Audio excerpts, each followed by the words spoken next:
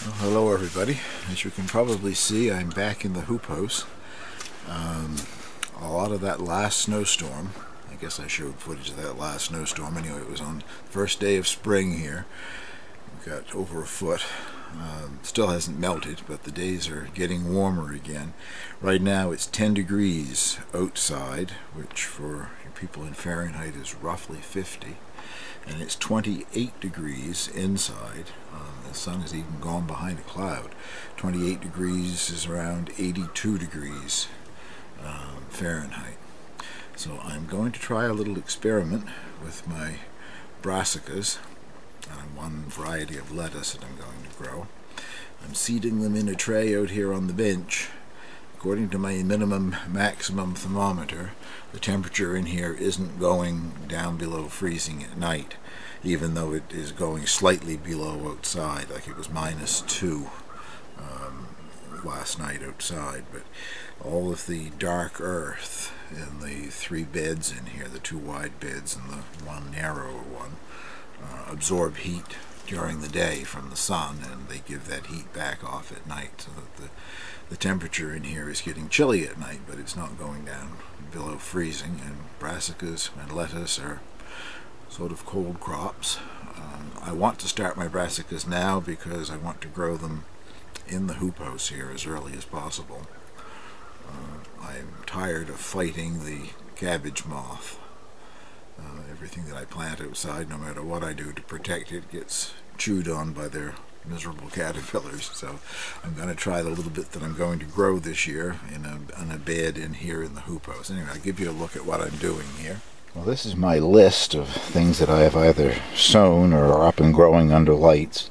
And the last 6 items correspond to the numbers on those tags, if you can read them, 15 through 20. The kind of lettuce that I'm growing is called New Red Fire, and it is a red oak leaf lettuce. And then the broccoli is a very common variety here called Gypsy. I've never grown collards before, and the variety is called Flash. One of the brassicas that I haven't tried. I love every kind of brassica that I've ever eaten, so I'm assuming I'll like collards too. Cabbage is Bronco, and that again is quite a common variety here. Cauliflower is called Fremont. I'm not sure. I have never successfully grown a cauliflower. Anyway, I've got 4 seeds planted here. We'll see what happens.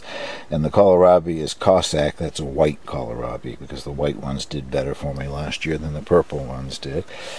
They're already seeded. I did that up at the house before I brought it out here. There's no great waste, I guess. There's probably a couple of seeds in each one just to make sure that I get something germinating, but even at that, there's only 24 cells, so that's 48 seeds. If the experiment fails, I'm not losing a lot, I guess. But we'll start it today, and when things start to germinate, hopefully, I'll show you that in a future clip. There isn't much growing, as you, I guess, would probably suspect. But just to close this off, I'll give you a little look at these.